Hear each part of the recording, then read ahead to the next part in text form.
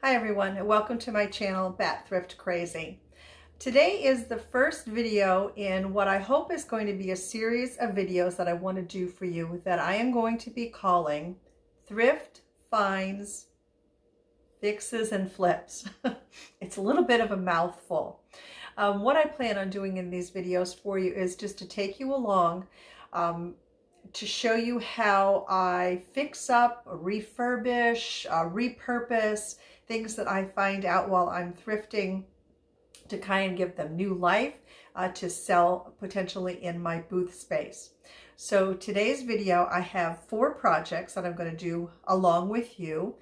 2 of them are pretty much the same thing. So I'll be doing those simultaneously, and then I'll have 2 after that. So if this is something that you enjoy, want to watch the video, don't forget to leave me a comment down below, let me know, and also give the video a thumbs up. And if you watch through to the end of the video, what I will do at the very end is show you pictures of all 4 projects completed. So let me go ahead and get started, and I hope you enjoy it. So as you can see, the first 2 projects are going to be 2 cutting boards that I thrifted most likely from the Durham Rescue Mission bins. One is a very pretty bamboo, and the other is a well-worn and loved cutting board. First, I wipe them down. Really doesn't matter with what, but I do use a disinfectant cloth here just to wipe both of them down to get any grease and grime and such off of both of the pieces. Front and the back.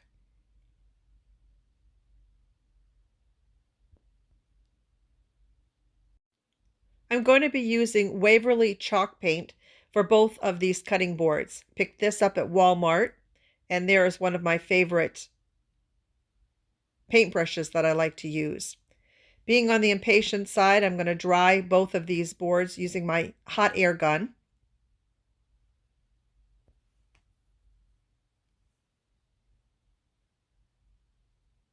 I'm going to start to work first on the larger of the 2. And I'm just going to set it on top of this little canister here. That just is going to enable me to be able to paint not only the top of the board, but the sides of the board at the same time.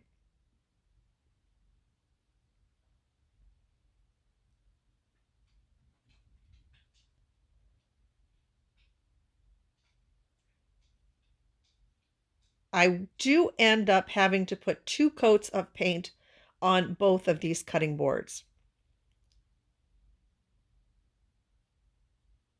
And here we have the second one. Same exact technique.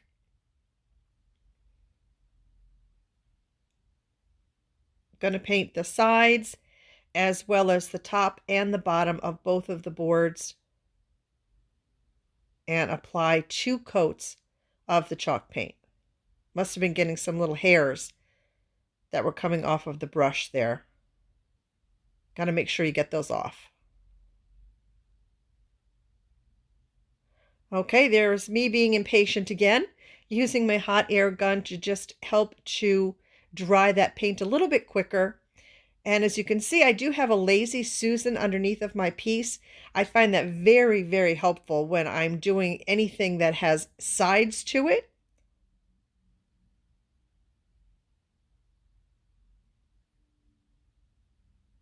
See, if you spin it around, it just makes it so much easier to get to all of the sides without having to move the piece itself around.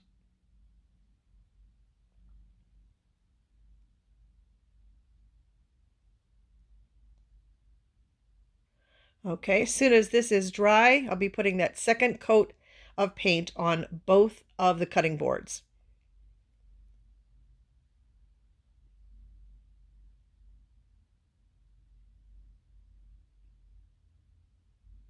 And here is coat number 2. And I do try and give them both some pretty solid coats of paint, and you'll see why when I go to distress them. Okay, they're both finished now. 2 coats of paint on the top, the bottom, and all of the sides. What I'm going to be doing is putting a transfer on them, an IOD transfer called Whispering Willow. This is a beautiful book of transfers from Iron Orchid Designs. Yep, even Lewis likes them. And here, let me just show you the back of it. It gives you an idea of all of the beautiful transfers that are in here. This was well worth the investment, I think. And I've really come to love doing transfers. They're very easy, and you almost get immediate satisfaction when you put that transfer on.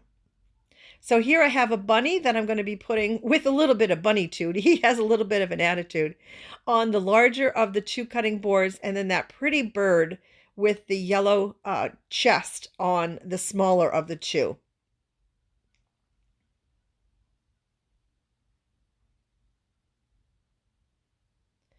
I'm going to embellish the smaller of the two cutting boards with that key. So I just want to place the key a little bit so I can get an idea of where it's going to fall in relation to the bird.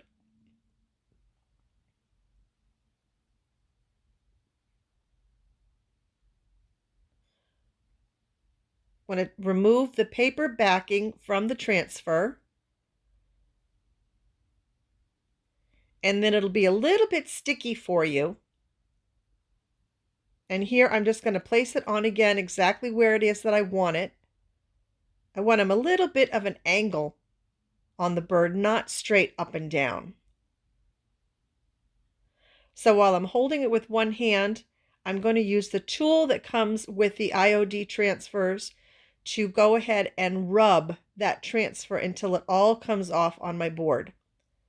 Going to pull back on the clear gridded paper, I'll call it, very slowly, making sure that everything from the transfer has gone onto my board.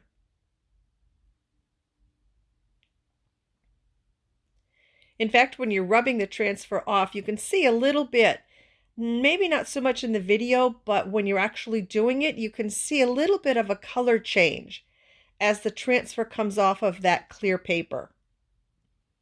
More like a cellophane.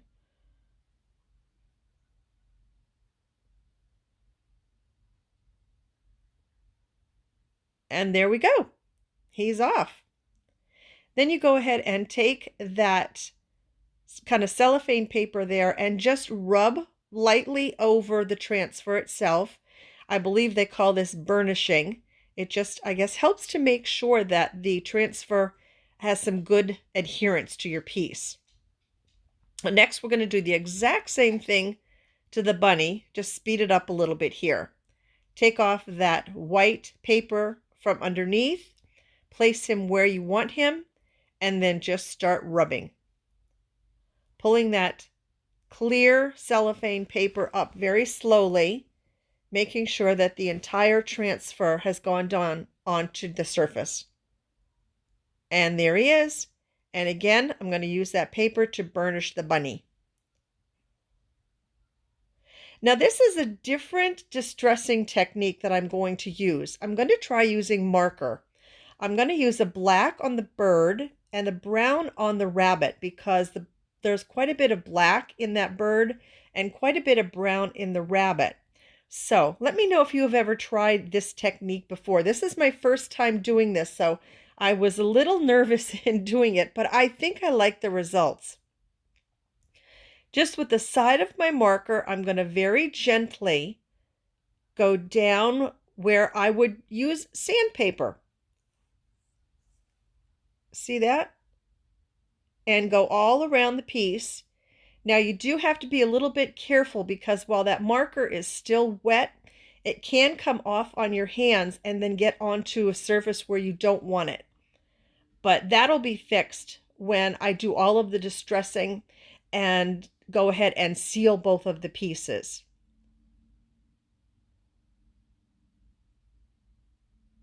Gonna do this little circle here too, a little bit around there. Flip it over, and I'm gonna do the same on the underside. Because I would distress the top and the bottom of this piece with sandpaper if I were using that method. So I'm going to do the same here with the black marker.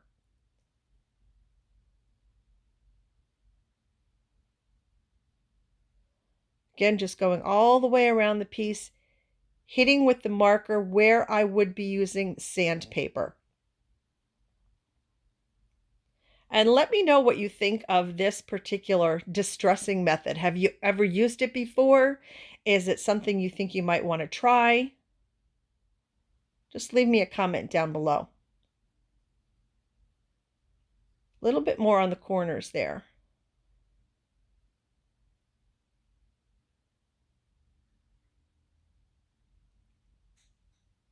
I like this.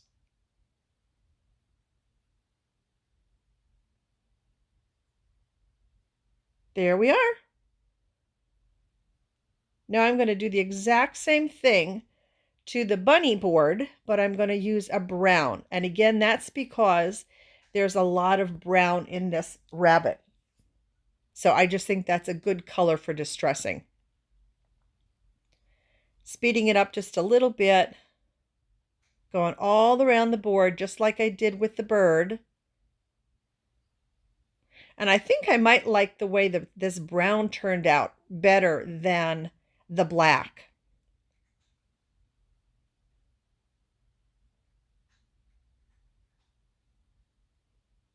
Don't want to forget to do that little hole.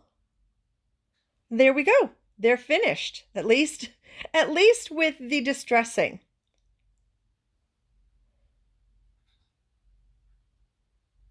Now I did take them outside and I used a clear sealer that I had, a spray. This stuff was very powerful and really had a very strong fumes to it. Even doing it outside, when I brought the pieces inside to dry, I could still smell the fumes. So just be very careful. This is just something that I had on hand, so I went ahead and used it. But it did seal them very nicely.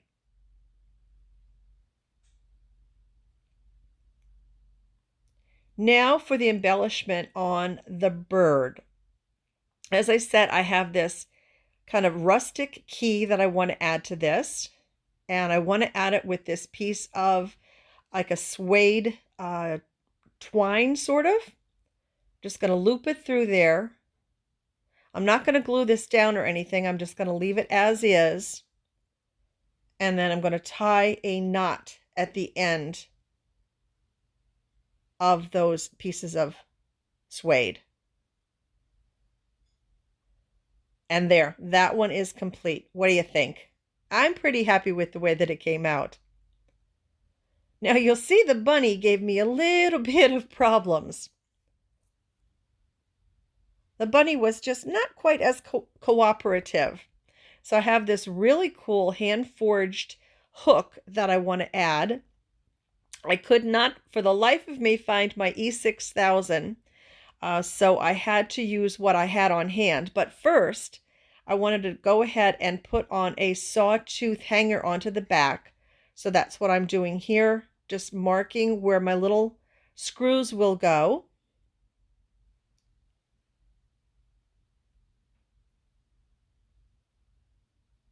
And going to go ahead and add that sawtooth hanger.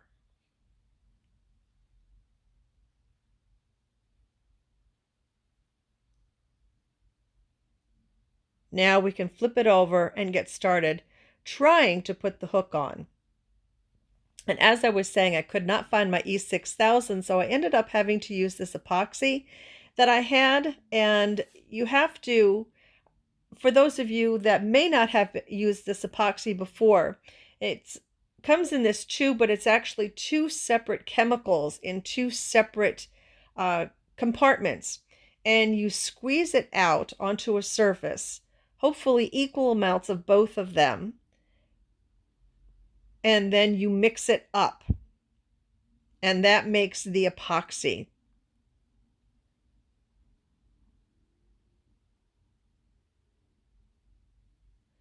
Giving it a really good mix up here. Now, I make several attempts to try and get this hook to stay on the cutting board, but it really was giving me all kinds of problems. And in a little bit, you'll see what I finally did that helped the hook stay in place until that epoxy had time to really set up and dry. I don't want to put on too much because I don't want it to kind of ooze out from underneath of the hook. So there we go. I'm placing it right on top of that hole there. Okay, and I think it's good, but nope, it fell off. It did that several times for me. So I went and grabbed some masking tape to use sort of as almost like a clamp to put the hook on until the glue has time, or that epoxy has time to really set up and dry. Just trying to wipe off any excess there. I'm going to slip this underneath and, whoops, a little more glue. Clean off there.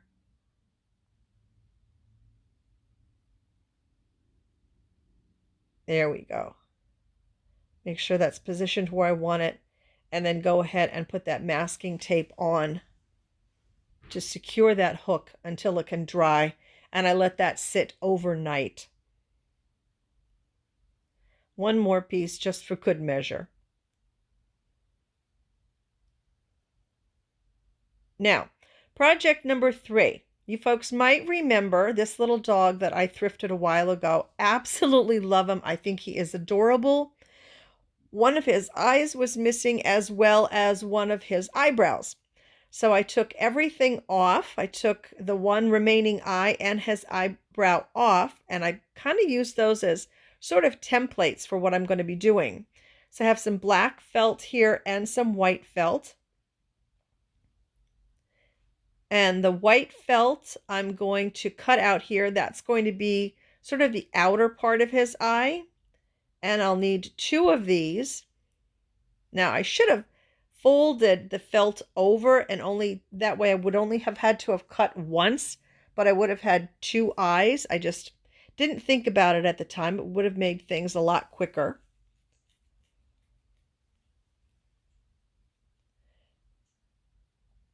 Yep, there's the second one now.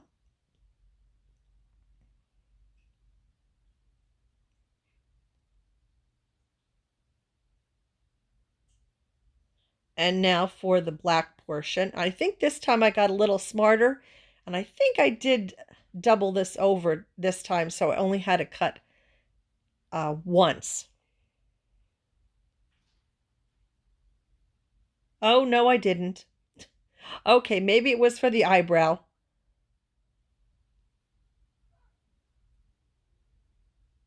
Okay, there's one of his little eyes. They'll go right into the center there. And now for the second one.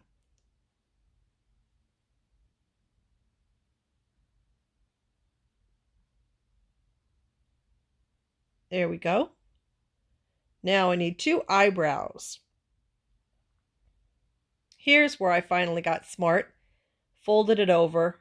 I tried to cut 2 eyebrows. I think I ended up having to do this twice because I just didn't like the way they looked the first time I cut them. So I think I ended up doing a second set, which I was a lot happier with.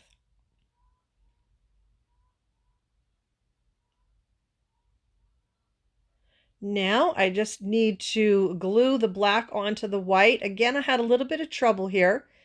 Things just didn't want to glue together for some reason.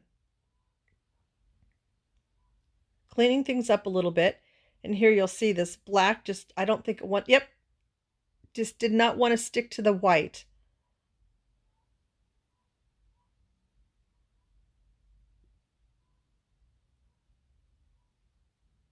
Maybe a different type of glue would have been better here.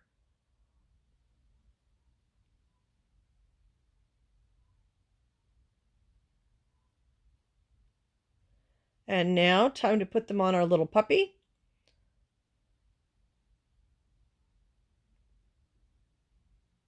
I think this puppy is so adorable.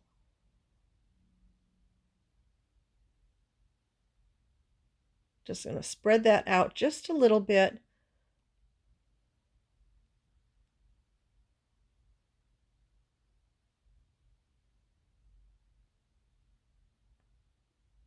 Yep, see that? Just doesn't want to stick. And these I let set overnight as well, just to make sure that that glue would really have time to set up.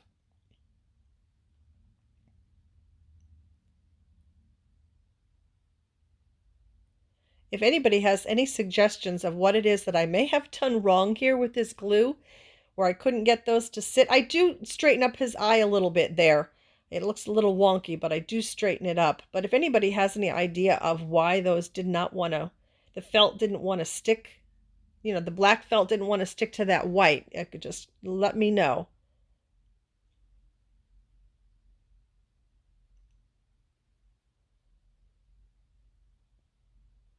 All right, now we have our eyebrows, and that's the last that will need to go onto the puppy.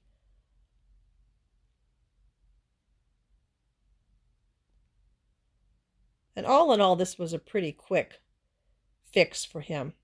I didn't want to use buttons because I was afraid that if a child were to pick this up, a little one that didn't know not to put this sort of thing in their mouth, that they might end up just chewing the button right off, and that could have ended up badly.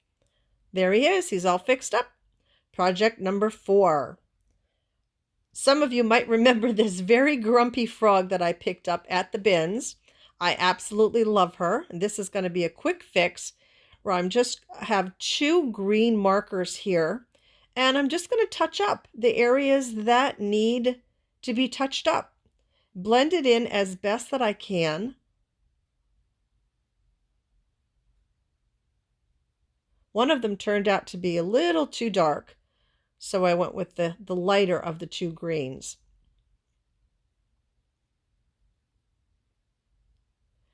And I think it filled in those spots pretty well.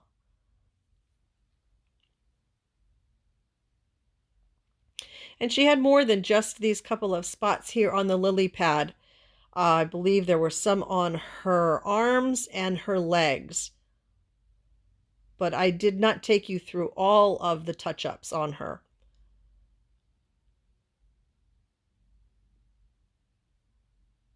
There, she's got a little bit more there. And with that kind of mottled green there on her legs, the touch-ups aren't quite as noticeable. Next thing I want to do is fix this lily pad. And I want it to be a little bit more solid and on her. So I'm first going to remove this piece of wire. And as you can see, I did have some difficulty getting that off. It was very sharp and actually a very tough wire. It was very strong.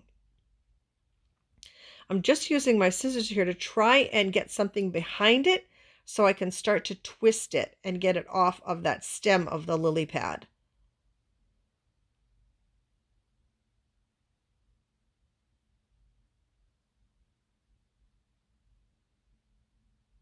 There we go. Finally got that off. Now I'm going to use my hot glue gun and some hot glue to just position this lily pad a little bit closer to her. And I end up leaving the flowers that came with her.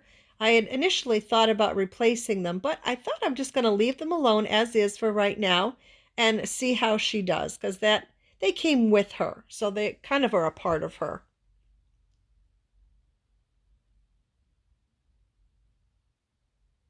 So wait till that sets just a little bit, and then I do think I end up putting a little bit more hot glue to help that lily pad stay down even better.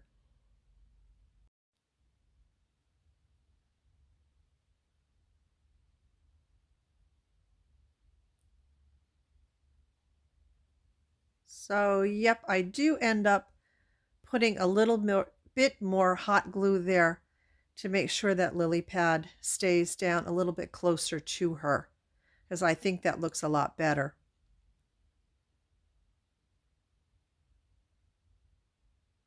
So she is pretty much finished. Let me know in the comment section down below which of these projects was your favorite, and watch through to the end of the video and I'll show you all of the finished products. So what do you think? Those are my first 4 projects for you. Again, let me know if this is a type of video that you would like to see more of, and if so, again, leave me a comment down below and give me a thumbs up on the video. So hang tight and I will show you the finished product of all 4 of the projects. And thank you so much for watching, and I will see you in my next video. And until that time, please take very, very good care of yourselves, everybody. And bye for now.